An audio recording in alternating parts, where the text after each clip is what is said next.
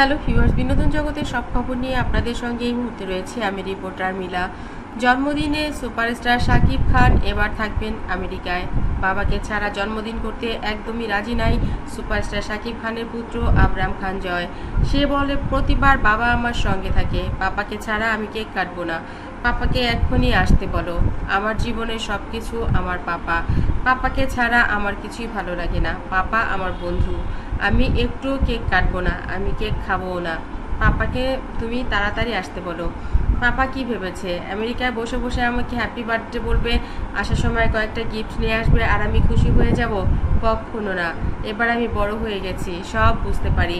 মমকে আমার লাগবেই, পাপাকে তো লাগবেই। পাপাকে ছাড়া কোনো কেক কাটা হবে না।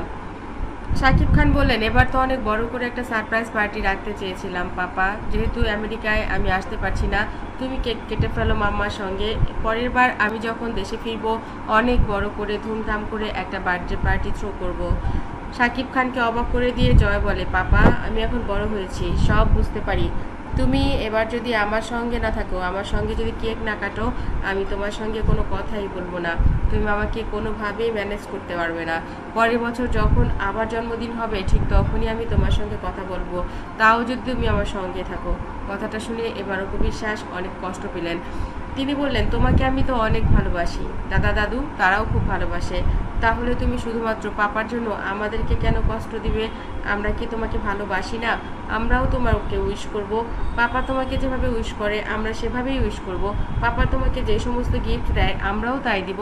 তাহলে তুমি কেন পাপা না আসলে কেক কাটবে না? এই যে কেকটা আমি বানালাম তোমাকে নিয়েই তো অর্ডার করলাম, এত চমৎকার কেক, এটা তুমি যদি না কাটো তাহলে কি আমি খুশি হব? প্রতিবারই জয়ের জন্মদিন এলেই এই ধরনের একটা না একটা ভেড়া লেগেই থাকে। হয় সাকিব থাকে না, নয় বুবলি একটা কাহিনী করে ফেলে, নয় অপু বিশ্বাস ব্যস্ত থাকে, এরকমটাই ঘটে। জয় বলে, আমার জন্মদিনটা আমি এরপর বন্ধুদের সঙ্গে কাটাতে চাই, তোমাদের কাউকে আমার কিছুই করতে হবে না। অপু বিশ্বাস বলেন, তুমি তো একটা লক্ষ্মী বাচ্চা, তুমি সব কিছুই বোঝো, এখন কেন দুষ্টুমি করছো? বাবা যদি পারতো তাহলে নিশ্চয়ই তোমার কাছেই থাকতো, বাবা কি বাইরে চলে যেত? এই কথা শুনে আরও তেলেবেগুনে জ্বলে ওঠে জয়। আর জয় বলে, পাপাকে তুমি বলে দাও আমার বার্থডেতে যেন উইশ না করে। পাপা যদি না থাকে আমি কারো উইশ শুনতে চাই না। আমি ঠিক 10টা বাজে ঘুমিয়ে যাব, তোমরা আমাকে খুঁজেও পাবে না। 10:30 বাজলে দেখবে নাক ডেকে ঘুমোচ্ছি, আমাকে তখন যদি তোমরা ডাকো আমি তোমাদের কোনো কথা শুনবো না। এই কথা বলেই জয় কিন্তু অনেক রাগ হলেন।